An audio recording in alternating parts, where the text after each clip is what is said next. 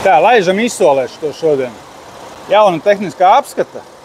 Te uz jumta ir tāds kašeks. Tātad 3,5 dīzels. Motors īstenībā diezgan labi strādā. Diski arī nav noskrāpēti baigi. Te uz bumpera tāds kašeks.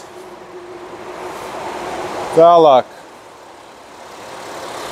Te uz durvīm tādi kašeciņi.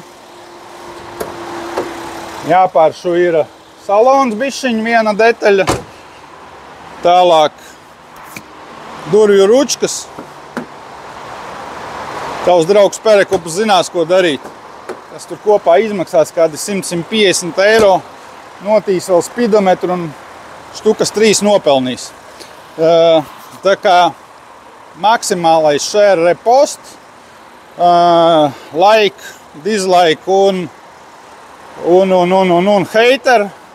hatering. Dodam prom šito.